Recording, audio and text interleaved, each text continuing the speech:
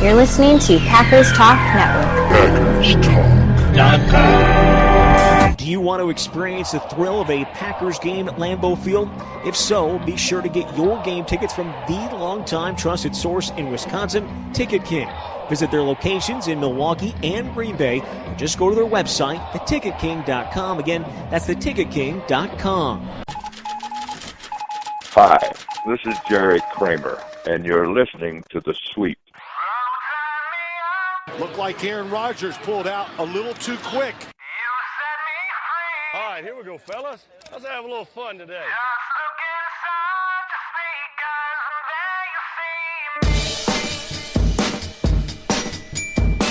I feel like we can run the table.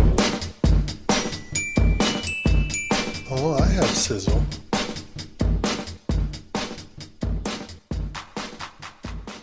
What is happening, Pack Nation? Welcome back to another episode of The Sweep. I am your host, Fred Thurston, and with me as always, Mr. Blaine Hornes. My man, we done came up.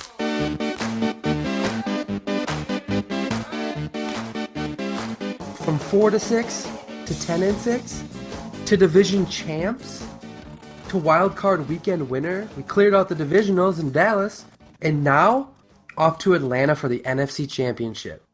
What in the hell just happened? Oh man, what a nerve-wracking game on Sunday, dude. I mean, it just doesn't get any better than that. I think we hoped it would go in that kind of similar fashion. I didn't think that it would take 2 field goals in the last 90 seconds of the game or whatever it was for Mason Crosby. But I'll tell you what, Aaron Rodgers, he just delivers again, and it's going to be a wild one down in Atlanta for the Georgia Dome's final game. It's just going to be electric. I can't imagine being there. I mean, I can't wait. I can't believe it's still 4 days away. It's going to be fun. It's going to be a long 4 days, I'll tell you that much, because it's all I can think about. It's all I've thought about. I know it's all you've been thinking about. I know it's a lot of what you people out there have been thinking about.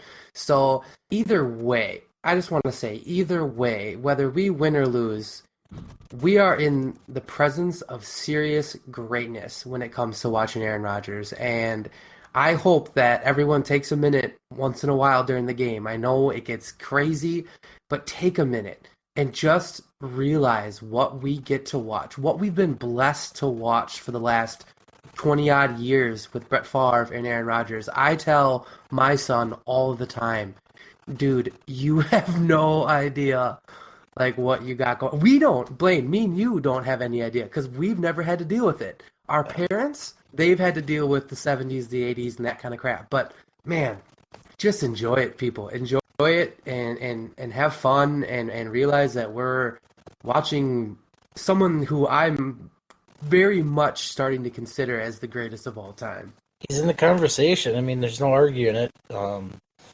Unfortunately, I don't want to be selfish, and it's crazy for me to think about the fact that we've had 20-plus years of Hall of Fame quarterback play, and we've only seen him win 2 Super Bowls.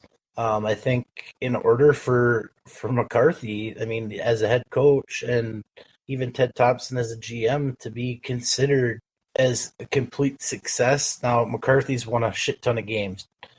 Ted Thompson's done a good enough job to win a ton of games. Careful. I'll walk that line right now. But yeah, a lot of wins, but it hasn't resulted in as many Super Bowls as you would hope. Now, let me ask you a question then. I thought about this the other day because that's the ultimate argument right there, is that Brett Favre, Aaron Rodgers, not enough Super Bowls. So then do we have to look at Ron Wolf as not necessarily a success? He wasn't here that long. But he was here long enough to have Brett Favre. I mean, he was here for a lot of that. I mean, what was he here for? 11 years? Ron Wolf was here for 10 years. Yeah, I mean, 10 years, 2 Super Bowl appearances, 1 win. I'm not going to call Ron Wolf a failure because he's the one who turned it around and made it what it is.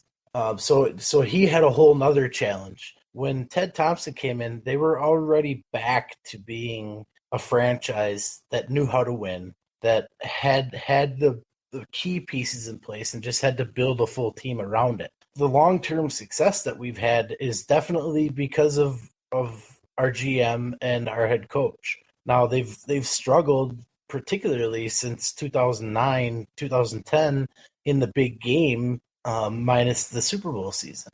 And that's what's going to haunt their legacy as a coach GM tandem together. And it just, I know there's other people out there that agree with me, and I know that there's people that are on your side that say, yeah, we're spoiled and we just better be happy with what we've had.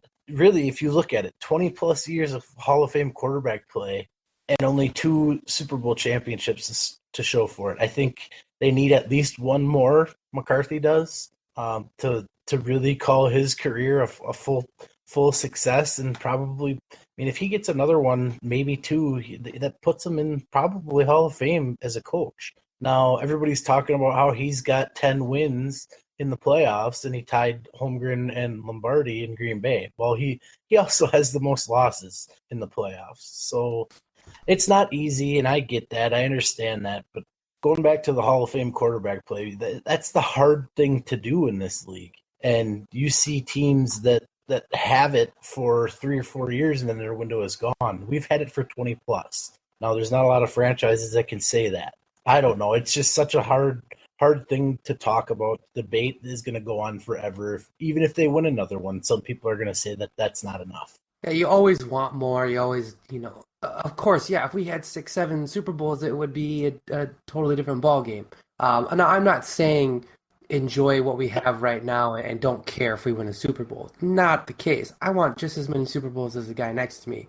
But all I'm trying to say is don't focus so much on that. And maybe just for a minute, enjoy the fact that we've got that guy, number 12, and then go back to being, mad at the situation if you want. But I just think we're in the presence of greatness, and I think people really need to enjoy it, because guess what? At some point, he's going to go. And at some point, we're going to have a rough road back, potentially, unless we draft a 3rd straight Hall of Fame quarterback, which I doubt will ever happen. But who knows?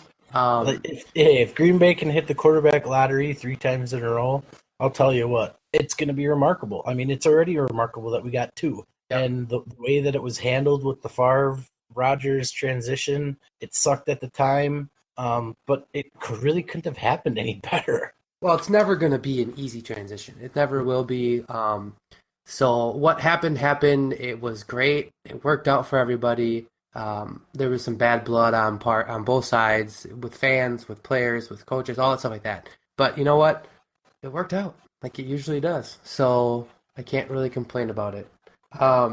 But with that, I mean, dang, let's go. Let's start this championship episode of the sweep. Let's get it going. Let's start off right away with saying hey to the 2 sponsors that have been with us from the get-go.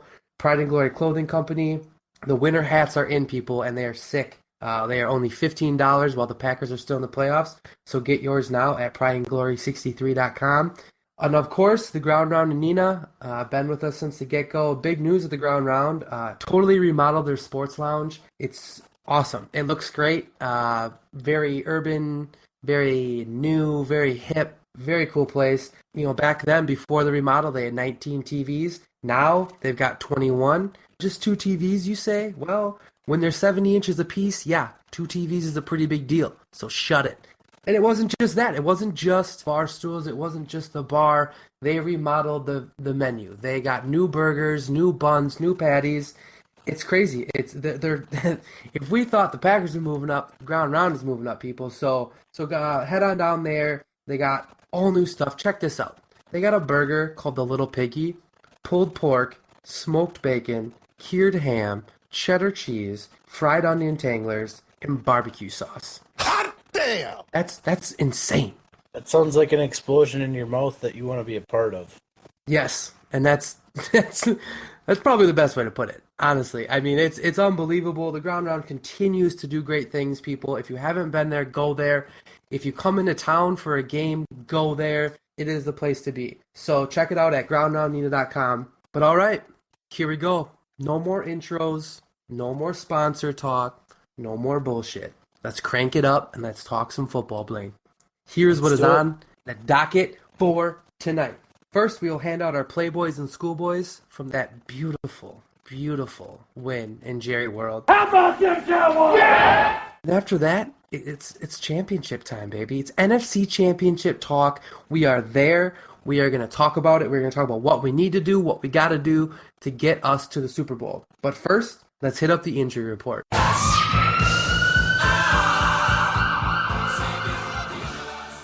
right, we had some scary ones. No doubt about it. We had some definite scary ones. We're going to start at the top of the list, though. We're going to hit up with the Jordy Nelson thing because everyone wants to know what's the deal with Jordy, how we're going to do with Jordy. Is he going to play in Atlanta? McCarthy would not say yet what the plan was for Nelson this week. He was quoted with saying, "Can't tell you if Jordy's going to practice Wednesday, but he did all the work in the regeneration workout today." He said that on Monday, so it's a good sign. But Blaine, I know you are not very optimistic about him playing. I'm starting to not be very optimistic about him playing. Is there a chance that he could suit up in Atlanta? I mean, I think there's always a chance, Freddie, but I wrote about it in my weekly on lessons learned. I'm almost hoping that they don't push it. I don't want them to wreck anything. And, that sounds kind of bad to say when you're talking about arguably our best receiver, obviously the most productive we've had on a consistent basis throughout the season, but he hasn't practiced in 2 weeks. Even if he gets out to practice in a limited fashion, he's not going to get hit. He's not going to be running full speed routes with Aaron Rodgers at quarterback. He's not going to have his timing down. It's a whole nother animal when you haven't practiced with somebody. And everybody wants to talk about, he's played long enough with Rodgers and they know what they do. Don't give me that, because we saw Jordy at the beginning of this year. After camp, after preseason, he still wasn't the same. It took him 3-4 weeks to get back into it. Now, that being said, if they let him rest one more week and they win, they get 2 weeks. 2 weeks of full practice time to get back on the same page, and he'll be healthier. He won't have that lingering pain. And you know what? Even if he does come back, if we make to the Super Bowl, he still might have some of that. But you can't tell me that 2 more weeks, that'll give him almost 5 weeks total off, 4.5 weeks to heal up. It would just be better. At this point, I think having him back could do a little bit more harm than good. The offense is hot. Aaron Rodgers is getting more and more comfortable with these other guys that are running in and out of the game, doing great things for him. I think sometimes when Jordy's in the game, Aaron gets too comfortable with him and focuses too much on just Jordy. I think we've seen the fact that Jared Cook has emerged into a playmaker. He's not just that guy that opens things up for other people and catches 4 or 5 catches here and there. He had over 100 yards and a touchdown, and he had some of the most clutch catches in big spots that a guy could ask for from a tight end. Those are the types of things. In that position, he's looking for Jordy next time if he's on the field. And I don't know if you want to mess with that. It's a great point because he does. He spies on Jordy constantly. I remember... rightfully so. You can't argue with the fact that they have a connection. It's a tough one because I do agree with you on a lot of parts. The offense doesn't seem to be lacking anything while he's been out. The statistics show it. When he's not playing, we're actually playing pretty darn good. Receivers are stepping up, making plays. So yeah, I don't see any point of necessarily bringing him back too early. Now, if we were to get to the Super Bowl, then yeah, I think then he would probably be ready to go. So just an update on him. I wouldn't expect to see him out there, guys, on Sunday. But if we make it past Sunday, then there's a pretty good chance Jordy would be back. The other injuries that happened, Morgan Burnett, he went down after colliding with cornerback Ladarius Gunter while attempting to break up a third down pass. He returned to the game briefly after the injury, but then was replaced by Kentrell Bryce in the second quarter. That was strange because Gunter was the one who appeared hurt. But eventually Burnett went out. That's a huge blow if he's not able to go, but I think he'll be all right. It seemed to be a quad injury, which is a little bit better than the ham. So I'll tell you what, Freddie, we better hope he can play. Yeah, because he's big. It was evident when he was not on the field. Yes, absolutely. Don't get me wrong, Kentrell Bryce, he actually, he laid one of the most perfect tackles, awesome tackles, great hit. Pretty much how you draw it up. Coaching 101, if you're showing kids how to tackle in the open field, this is how you want to do it. And you know what? He made a couple of plays, but ultimately you could tell. I mean, after when Burnett was not out there is when the pass game from Dak Prescott, it got elevated and he went off. Well, Burnett's one of the longest tenured defenders on that team. I mean, you can't replace veteran leadership. You just can't. And, he's the and like you said, he's an absolute general, and him and Haha really are a dynamic combo that I love watching. So I think without him, we suffer, and that secondary is hurting enough. We can't have him out. So hopefully we can hear some good things on him, and he'll be ready to go on Sunday. The other big injury, David Bakhtiari, that was really freaked me out. He was hurt during Ty Montgomery's second touchdown run, sustaining a low hit from behind. Jason Spriggs came in, but Bakhtiari returned like a bad dude to the lineup in the second quarter. So I don't know if you read this, but the training staff actually discussed holding him out, and he said, "You know what? It's my body. It's my decision. I'm going back in." Yes, and his body is a wonderland, by the way. You know what? I give the guy a lot of credit. I mean, a lot of guys go off of what the trainers say and say, "Okay, I'm out." But I mean, it just shows the willingness and the drive that some of these guys for Green Bay have right now. And you know what? It's a guy that got paid, and it's a guy that they call Hollywood. The last thing you'd think was to see him gritted out. And you know what? Again, like TJ Lang, like the rest of them, dudes are warriors, and I respect that more than anything on the entire. I mean, it's just I'm impressed, and you can tell that these guys, this team, wants it. I mean, considering all things that have happened to this team, injury-wise and adversity-wise, and they just keep fighting and fighting and fighting, and it's hard to not get involved with it. It's a contagious feeling, and it's what gives me the belief that we're going to be able to go to the promised land. Hope so. Hope so, baby. All right. You got any other news? Any other news on the injury front? I know there was a signing. The Packers signed former Panthers cornerback, and now let me just warn you, this is probably not how you say his name, but Ben Wicker? Something like that, yeah. Any news on him? What do you got? I know some people are questioning what's the point. There's other veterans out there, blah, blah, blah. Charles Tillman. Yes. Was mentioned. Honestly, the way I look at it is this guy played for Carolina last year and the first 4 games this year. He got torched by Julio Jones for 220 yards in their game, their first matchup with them this year, and they released him after that game. Here's the thing. He's familiar with the Falcons. He played them twice last year and once this year. I think that might be the reason why they signed him.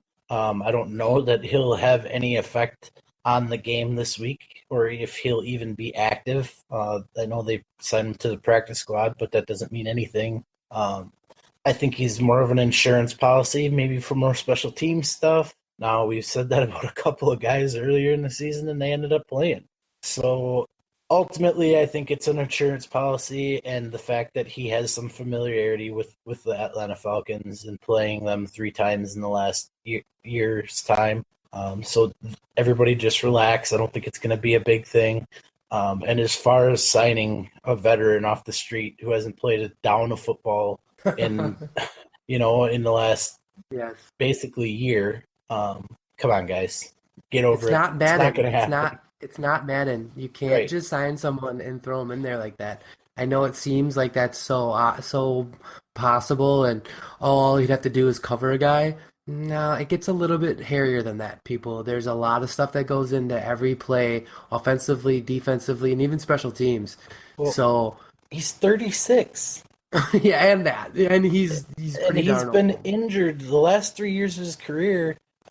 He's been injured, and you know what? Yeah, did he have some big turnovers? Yeah, but you know what? He also got torched quite a bit. If you actually look up some of his scores over the last 3 years of his career, when he did play on Pro Football Focus, it's not good. The instincts, not that good, people. No, he was never really. I mean, he had one great season that kind of put him out there on the map, and then his splash plays and forcing turnovers and kind of being a little bit of a ball hawk at times was kind of what he was known for. Other than that, he's not much. So just get off the Charles Tillman thing. I like him on Fox, so I'll give him that. He's not bad in the pregame stuff, and I think that's where he'll stay. Yeah, he's not going anywhere, people. So just stop getting it twisted. All right, let's move on to Playboy. Yeah. And Schoolboy. Just when I think you couldn't possibly be any dumber. You suck! This segment is brought to you by none other than Pride and Glory Clothing Company, the only place to find one-of-a-kind, authentic Packer gear honoring the 13-time world champion Green Bay Packers and 6-time world champion Fuzzy Thurston. All right, Blaine, so I'm going to kick it off then with Playboy, and it's the guy that I said at the beginning of the year, and you know what? I just remembered this. I literally remember saying at the beginning of the year that the most influential player on this team will be Micah Hyde. And that is beginning to look more and more real for me. He plays the position that he's been asked to play phenomenally. He's all over the field.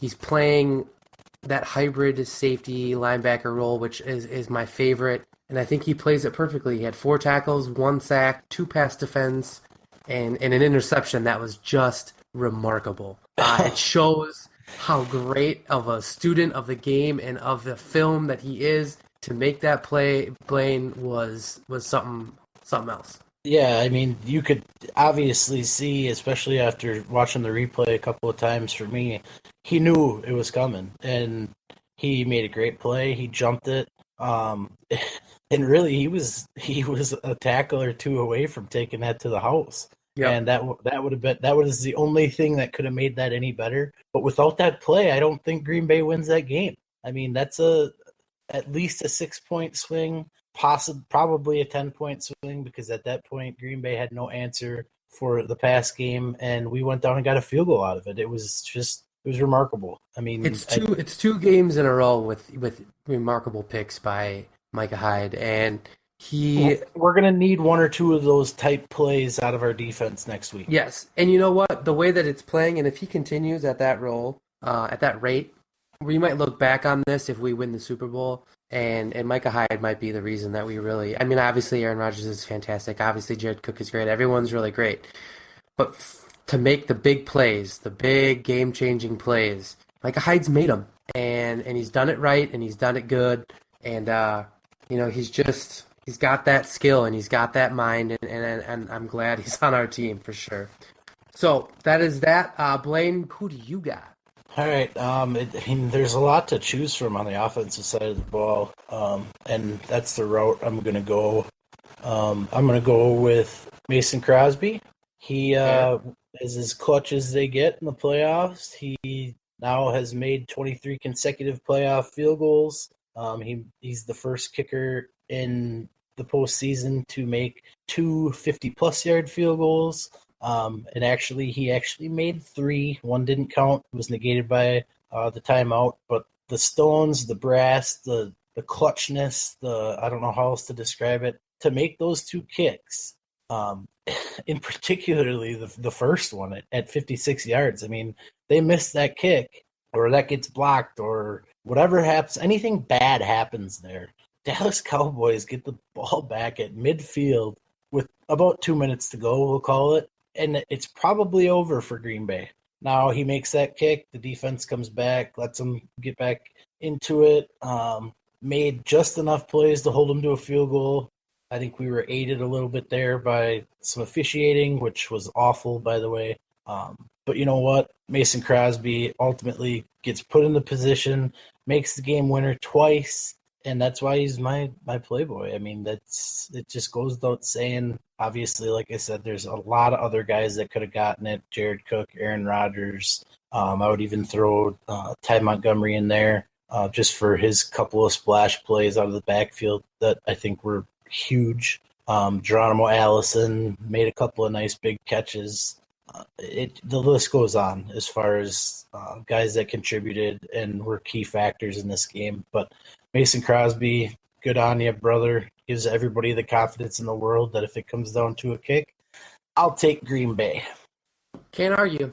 Can't argue the fact that the dude did what he needed to do when he needed to do it. And it was, I'm not going to lie, Blaine, when he kicked that second kick, I thought it was going out. It looked for every... it's crazy because it almost looked, I mean, those are the types of plays when you're watching them and you're saying, no, yes. It makes it feel like it's the year it's supposed to happen. Yep, There's not anything that can happen that's going to stop this team. That kick shouldn't have gone in based off of the way it came off his foot, the trajectory. I mean, the first one, the 56-yarder, looked like it was going to sail away to the right. This one looked like it was going to sail away to the left. All of a sudden, it pushes right. And, it's crazy. It's exciting. It was fun. I'm glad it worked out the way it did. Thank God. But damn, man, it's hard. Hey. It's getting harder and harder to describe how this team is making me feel every Sunday. It's an that emotional good old roller coaster. It's that good old fashioned feeling, man. You just gotta enjoy it. And speaking of Jared Cook, I know you mentioned Jared Cook. Let me just drop this again. I've said this before, but it keeps getting better and better. Jared Cook, 2-4 without him in the lineup. Now 10-2 with him in the lineup. Hey, the man. Give him the money. Show me the money.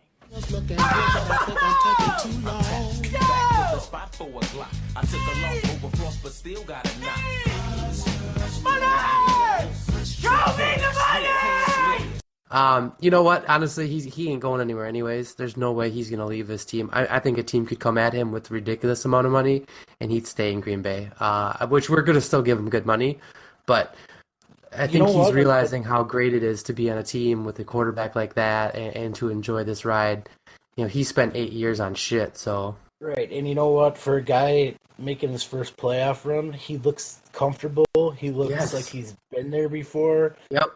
I mean, all the credit in the world goes to him, to how he's handling the pressure of his first playoff appearances. I know everybody wants to say it's just another game. Bullshit. I mean, this is huge for him. This is why he came here. And this is why he wanted to play with a caliber quarterback of Aaron Rodgers. And it's paying off for him. I mean, he kind of took a gamble. I think he probably could have squeezed a little bit more money out of another team if he would have held out a little bit longer in free agency. But good for him for doing what he did, taking maybe a little less money. And you know what? I think he would do it again. If Green Bay comes with a fair offer, he'll be here. I think even if they're a little bit lower than what he would want, he'll probably take it if it's a 3 or 4 year deal. And I hope that's what they give him. I hope they give him at least 3 years because he's earned it. And I know they say you don't want to pay too many guys for what they've done in the past, but he deserves it. And I think he makes Richard Rodgers better. I mean, Christ. Yeah, so that's the truth, is he makes Richard Rodgers better, and now all of a sudden we went from having maybe a tight end to having 2 legitimate tight ends, and that's worth a 3-year deal. And it's something we've lacked. It's something that's clearly been beneficial for us. And it's something that Aaron loves. It's something that he can have as a safety net. And it's not going to happen. He's going to get re-signed, but if he didn't, it would be one of the biggest mistakes we could make. Yeah, I also think that, and I think we had talked about it earlier in the year, that tight end was probably an area of focus for them to address in the draft. I think they can kind of put that a little bit further down on the list now. Yep. Knowing that they have a legitimate tight end in Jared Cook and a pretty decent second option at tight end in Richard Rodgers, they can wait a couple of rounds or maybe even until next year to draft a higher profile guy and then give him a year to really come into his own. And I think that's why you sign a veteran like Jared Cook. It's just going to help because tight ends don't come in their rookie year and just all of a sudden be great. I mean, when's the last time you saw a tight end come in and play like a rookie wide receiver and just splash and be awesome right away? It doesn't happen. No. It's kind of like linebacker. That's hard. Those are hard positions to come into and just be dominant as rookies. It's not a running back or a wide receiver or a quarterback position that can affect the game right away. It takes time to develop them. They have to get timing down. They have to learn new schemes as far as the blocking schemes, because we can't forget people. Tight ends have a lot of responsibility, especially in a Green Bay Packer offense. So I think it's huge as far as the team development to have Jared Cook around, and it's just going to set things up a little bit better for them in the future. All right, Blaine, who do you got for schoolboy? It's kind of an easy one. I mean, I know we gave up a lot of points. The defense didn't play very good. But there's one guy who stood out to me once again, and it's the same guy I had last week. Demarius Randall is not very good, and I don't know if it's based solely off of him still fighting back from that foot injury or what the deal is, but he is just not good. Repeatedly getting beat, missing tackles, not looking like he knows what he's supposed to be doing. It's frustrating to see, but we really don't have another option. So I understand why he's out there, but no excuses. It's just bad. I don't know what the plan is for this week. Hopefully he can figure it out. Hopefully Rollins can come back and maybe take some tick from him. I don't know. I really can't say much besides he's just really bad. Yeah, I want to believe that it's his injury. I want to believe that he's having a hard time coming back from his injury. But then I watch the boneheaded plays that have nothing to do with being injured. And I don't know what's going on there. I don't know what his deal is. Listen, if you can't run with a guy because your foot hurt or your groin is still bad or whatever it might be, that I can understand. But not being able to line up correctly, not being able to know the right coverages, that has nothing to do with your injury. So it's a concern. It's a concern when you get straight beat badly by Jason Witten, who I'm fairly confident I can run faster than.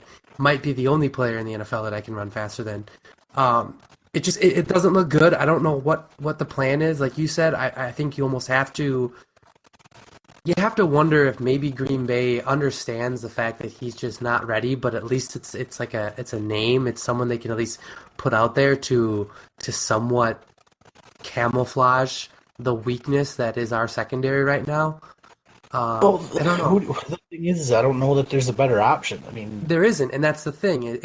Yeah, you could put a few younger guys. You could put a Herb Waters out there, but Matt Ryan is going to be a little less wanting to throw to a guy with Randall on the back of his jersey than Waters, even if Waters is fully healthy and maybe better at the time. Right.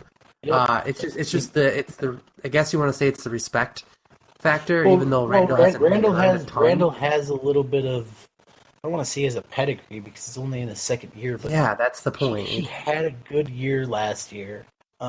He's shown flashes of being able to make plays, and I understand he wasn't the one covering Dez Bryant, but Dez Bryant, if Randall was getting beat by just Dez Bryant and got torched by just Dez Bryant, I could understand that because Dez Bryant is a playmaker. He is a top 10 wide receiver in this league. He's a big man. He's a physical guy. He can make all those jump catches. Dez Bryant is not my concern. Just like Julio Jones this week is not my concern. It's all the other guys that you expect Demarius Randall to be able to cover. You can't get beat by a tight end. And I reverted to it before that we got a little bit of help on that last drive from the officials.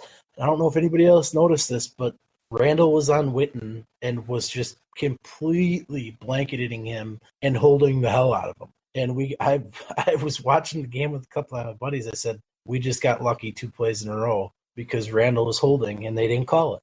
And it flat out would have been the GOAT. Would have been the easy scapegoat had they called those penalties.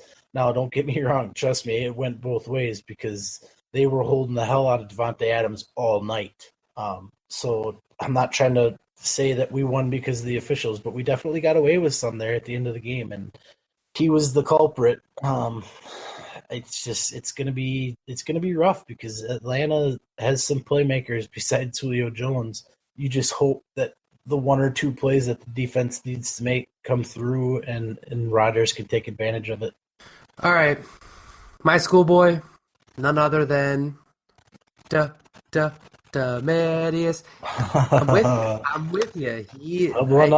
Listen, I could maybe go somewhere else. I could maybe find someone else, but it's the most blatant, obvious.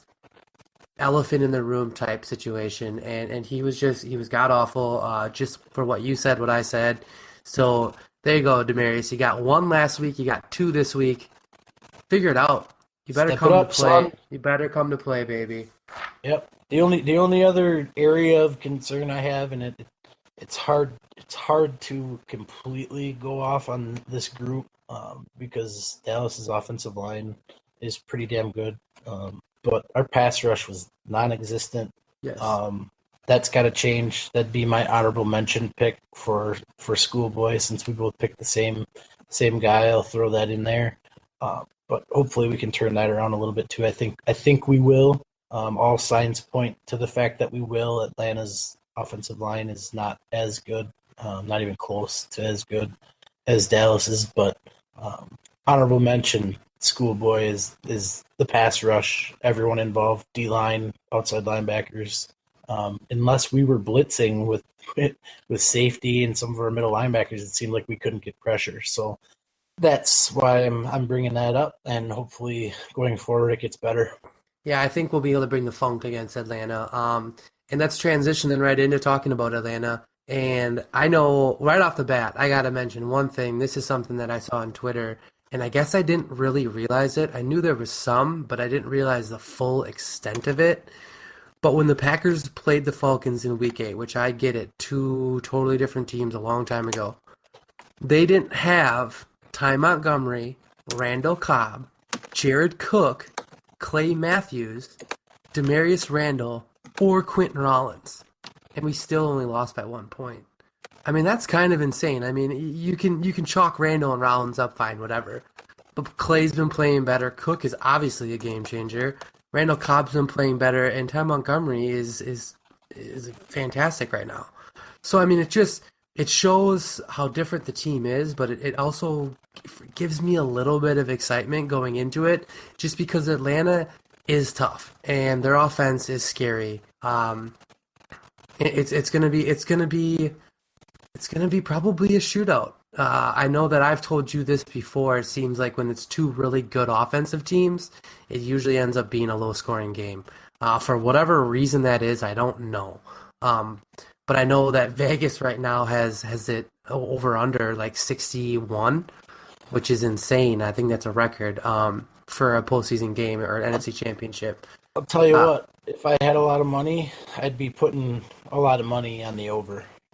You think it's going to go big? I do. I think it's going to go over that. I think it'll go over that by a considerable margin. I really do.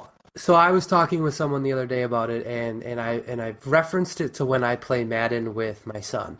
And this is probably not a very good plug for me, but he's pretty good at Madden, so just give me a break. But whenever we play, I always tell him it's going to be the first person to either pick it off or cause a fumble.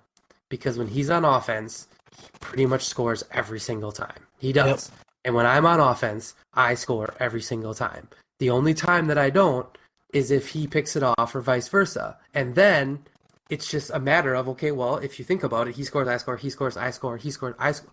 There's just not enough time in the game for me to score again. And I think that that's going to be similar to how the game on Sunday is going to be. It's going to be a shootout, and it's going to be who can make that big defensive play. And Atlanta's defense isn't the hottest thing in the game. Yeah, they have a great pass rusher, but our defense isn't the greatest either. So who's going to make that play? Who's going to change the flow of the game to be the better team, to win the game?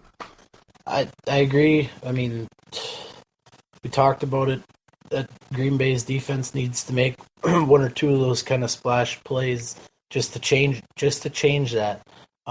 As far as Vic Beasley and the Atlanta pass rush, I think our pass protection and the fact that Aaron Rodgers knows how to move within the pocket and his ability to throw on the run going left or right negates pretty much all of that. Now, Atlanta's probably going to get 3 or 4 sacks, but the amount of time that Rodgers has before those sacks in so many other plays that he doesn't get the sack is going to be the difference in the game, because the back end for the Atlanta Falcons defense is awful. They're 28th against the pass in the regular season. There's a reason for that, because they give up a lot of points through the air. And I understand that they've played with the lead often, and they play fast on offense, and they've made a lot of mistakes on defense with big plays because of the fact that they're winning a lot, and that's great. That's awesome for Green Bay because that's what Green Bay does. They play with leads, and they want to. Green Bay's style this year, they want to get into a shootout. In a shootout with the offensive line that Green Bay has and the protection that they're giving Aaron Rodgers, and the fact that Aaron Rodgers is the best scramble quarterback probably ever, and his accuracy and his ability to throw on the run, go ahead, blitz us. He'll torch you on the short throws. Don't blitz us. Give him 7-8 seconds. He's going to torch you on the back end of that. It's pick your poison. They just have to hope. I think their philosophy and our philosophy is exactly the same. Make one or two plays on defense. And if I have to pick between which quarterback's not going to make a mistake, because both quarterbacks, Matt Ryan and Rodgers, are both playing at an elite level right now that's almost unmatched by any other two quarterbacks in the league, I'll take Rodgers. I mean, they call him Matty Ice, but I'll take Rodgers. It's just a fact of what I've seen. I haven't watched a lot of tape or games of Atlanta. I have a hard time telling myself that Matt Ryan is going to beat Aaron Rodgers. Now he might get the MVP. Fine, I'll trade Super Bowl appearance for that MVP on Sunday all day long. I'm a little on the side of he's playing great. Matt Ryan's playing great. Absolutely, no doubt about it. But we'll probably win the MVP. But when those doors open on Sunday and he watches his daddy walk out, he's going to be scared. Yep. Aaron Rodgers is better than him, and he knows it. Yep. And he's going to be intimidated. And whether or not you say he's not or is, he'll probably hold it together. But in the deep down part of it, he knows that if it comes to a shootout, he can't compete with Rodgers. And for that reason alone, I think we have that edge. But it's going to be an interesting game. It's going to be a fun game. Do I dare ask if I can get a prediction from you, or are you not ready for that? Oh, I'll give you a prediction. I like I said, I wrote an article, lessons learned, and I always put a little early prediction, and I'm sticking with that again this week. And I'm going big. I'm going way over the 60 line that they had early in the week, and like you said, I think it's up to 61 now in Vegas. I have Green Bay winning at 45-37. What?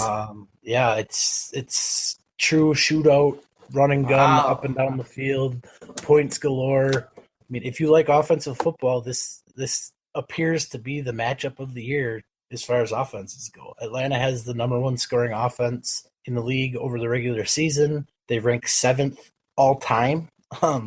So they're a top 10 offense all time as far as scoring goes. And I think Green Bay is going to get them. It might come down to the last team with the ball wins. I could also see both coaches going for broke. There's nothing to lose here besides a Super Bowl berth. I mean, you're not holding anything back here. I could see both coaches going for 2 multiple occasions in this game. I could see them going for 4th downs early and often in this game. I know a lot of the game could be based off of field position. I think that when you get into a shootout type of game, you can't give up possessions. And if you're on the 40-yard line, 37, 38-yard line, and it's 4th and 1 or 4th and 2, you're going to see some of these plays. There's some of these coaches between both games, all 4 coaches are going to have a different state of mind when it comes to situations like that. The normal sheet of when you go for it on 4th down and when you go for 2, I think is thrown out the window at this point. It's not the regular season. It's not just going to be status quo play calling. It's going to be put it out on the line, me versus you. We've got bigger balls than you, and we're going to score more points than you today. Balls to the wall. That's right. Football. Balls to the wall football.com. That's what we're going to come up with right now. What about you, Freddie? Where do you see it going? I know you talked about the fact that you think some of these offensive games end up turning into low-scoring defensive battles. I do, and you know what? This is the thing. I wish I had more stats on it because I could back myself up a little bit, but I feel like when you have a game where it's 2 highly touted offenses with suspect defenses, it ends up being a defensive game. It ends up being a low-scoring game. When you have two teams with incredible defenses and not such good offenses, it ends up being a high-scoring game.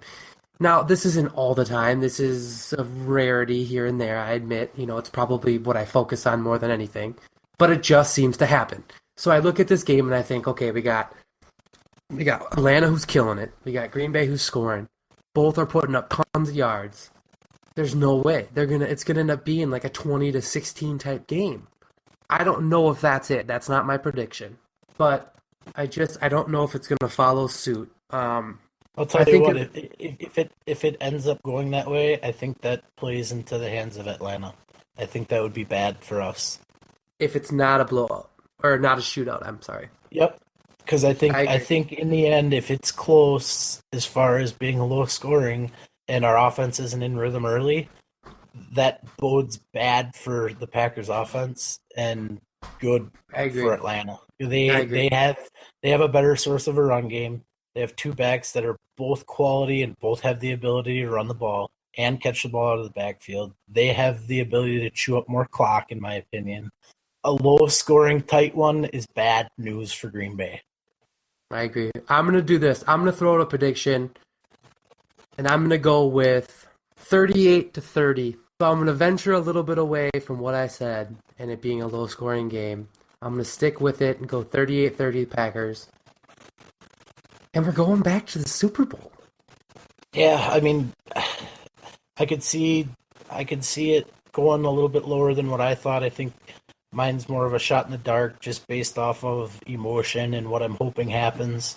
But I'm not going to lie. I don't see how either defense can stop the other offense. And 38-30, I mean, that's still a really high-scoring game that gets you over Vegas's over-under line. So, I mean, yours is a little bit more conservative than mine. Not really conservative, but yeah, I like both of our predictions. I could see both scores being dead nuts on. I could see it being something in between there. I could see it being maybe a little less, maybe even more. I mean, I think that this game potentially you could see over 1,000 yards of offense and almost 100 points. It's going to be that type of game, in my opinion. And if it's not, so be it. But like I said, I don't think that would be a good sign for Green Bay. I think it needs to be a run and gun type game. I think Rodgers will attempt 50 passes. I think you could potentially see less than 15 rushing attempts by Green Bay. It's just I don't see it. And don't count out the fact that a big special teams play could be the difference. And when I say that, I mean, if McCarthy decides he wants to punt, it could be the one punt in the game that flips the field position.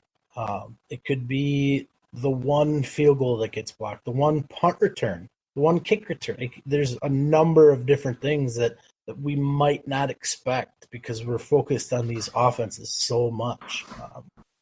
I can't wait. I wish I could go to bed tonight and not wake up until Sunday afternoon at like 3:00. I think we all would enjoy that. You're right though. It could very well be something crazy. We could see us coming out second half kicking an onside kick. Yeah, change the whole entire game. I mean, I've seen McCarthy do it before. It wouldn't surprise me. And that's what I mean when I say that these coaches, you can't hold anything back at this point. I mean, I know you try to use the expression, what is there to lose? I understand you have a Super Bowl on the line here, or a Super Bowl appearance on the line. But what I mean as far as not holding anything back and nothing to lose is I would rather put everything out on the line and try all different types of things to get a win than be conservative and not try anything and lose. You don't come this far to pussyfoot your way in a championship. Right. You just don't. You go balls to the wall, football.com, and you have to. You can't get to the NFC Championship and then get conservative. I mean, I know a lot of people are probably going to reference something that happened in Seattle, but this is it. This is where you pull out all the stuff you've been talking about all year, all the things that you've been planning secretly in the background about what you're going to do, what you can't do, and this is where you let it out. Let me mention one thing, and I know me and you've talked about this, and that's Christine Michael. And I just want to quick get your take. We said at one point he could be unleashed. Is this the game he gets unleashed? And let me also add that the last time Christine Michael played the Atlanta Falcons, he had 18 carries for 64 yards and 2 touchdowns. That would be okay with me. I don't know that he gets 18 carries, but no, but maybe he gets more. I mean, maybe this is the game that McCarthy utilizes him, and maybe he gets 10 carries, but he gets 7-8 yard average. You know, I mean, it's just a game changing first down picking up type back. Right, and we I don't think we need 18 carries from the guy. I think you could give him 5 or 6, and if one of them is the one, if one of them's a big one and goes for 6, that is because all that's going to do is, even if you do it 4 or 5 times and they're just decent runs, it just opens everything else up. It keeps the defenses a little honest, keeps them on their heels a little bit. They're going to have to be aggressive if we can get any run game going early. And you're right. I have no clue what to expect when it comes to the run game from either side, because we've seen both. We've seen Ty Montgomery and the Packers go for over 150 against the Bears. We've seen Aaron Rodgers throw the ball 43 times like we did last week. And I honestly, if I was guessing, in my opinion, I would be willing to put money on the fact that Rodgers throws close to 50 times, and I would assume that we would run the ball 15 or less. Like I said, 1 or 2 of those have to be good ones, and if you can get close to a 4 to 5 yard average on the rest, you're good. Put it in the GOAT's hands, man. Put it in the GOAT's hands and let them. Yeah, I think that's what McCarthy wants. I think that's what Aaron Rodgers wants. I think that's what we all want. That's where we're comfortable. It wouldn't make a whole lot of sense to try to come out with a completely different offensive game plan now. No. So I don't know. We'll see. It's going to be exciting. It's going to be fun. I can't wait. I'm excited. I plan on going down to the ground round, actually. I'm actually getting a pretty good crew together to go watch the game down there. So if anybody's interested in that, come on down there. I will be there. Freddie, I don't know what your plans are. Hopefully you don't have to work, brother. Yes, I was scheduled to work, and oh boy. I was freaking out about it because that's terrible. So I found out that I actually have one floating holiday, and we were going to use it for a vacation with my family, but I convinced the wife that I need to use it for Sunday. So priorities. Hey, you know what? It's what I had to do. There's no way in hell that I could sit in a mill while the game's going on, and I'd be a wreck. So it's what happened, and it's going to be just fine. It's not like we can't still go on our vacation. So, but I'm excited. I think it's going to be a great time. I think we're going to end up getting to watch this team continue to write one of the greatest stories in football, and especially in 2016. And I can't wait to see how it ends, and I hope that it ends the way that we all hope and pray it does. So I'm excited. So any final thoughts before we log off here, Blaine? Oh, man. You got me more and more nervous now just throughout this last hour here, Not my point, not my mission. And maybe it's just the fact that you and I are debating a little bit back and forth about what the score is going to be and how it's going to go, but I'm pretty confident. As much as you make me nervous, and talking about it gets me excited, and I start getting all sweaty palms and all that stuff, I still feel good. And, I've had this feeling since we beat the Bears. Every week I've had this type of feeling where I feel like it's our year. I have the feeling we can't be beat. There's a reason why the field goals last week looked so bad and ended up being so good. There's a reason for that. And I'm not going to say God, and I'm not going to say this. And I'm like, it just feels right. It feels good. I love Aaron Rodgers. I'd hate him if he wasn't on our team, but I love him because he's wearing green and gold. And I just can't wait anymore. I'm excited. I don't know how else to explain the way I feel. I think a lot of other people, and you included, agree with me that there's just no describing how excited we feel and how anxious we are, and we just can't wait for kickoff. And then once kickoff comes, I'm going to be even more of a wreck, and I'm going to say to myself, I can't wait until this is over. I just want them to score and have the clock strike 0, win 7-0. Obviously, that's probably not going to happen, but that's how my week is going to go. And it's crazy, man. I mean, I'm excited. Can't wait. It's going to be beautiful. You know what? Something my grandpa taught me from the day I was born is never, ever, ever lose faith in your Packers, and always, always believe they will win. And I firmly, firmly believe they will win. No ifs, ands, or buts about it. There have been many years that we've been dominant, and we've gone through the year 15-1 or whatever it might be, and we've gotten to this point in the playoffs, and it's been okay. Yeah. I think we'll go and we'll win. We're really good. But I never had that feeling. I never had this little thing in my gut thinking, man, it's going to happen. This is the year. I feel it deep in me that we are going to go to the Super Bowl and we are going to win it. And it's not because I'm biased. It's not because I'm a big fan. It's a weird, true feeling. Even if I didn't like the team, I would say it still 100%. So I'm nervous as heck. I'm sweating like a pig right now thinking about it. But I know we're going to do good. I know we're going to show up. I know we're going to play. And I'm going to try my darndest to convince the wife to go down to ground round and watch it with you.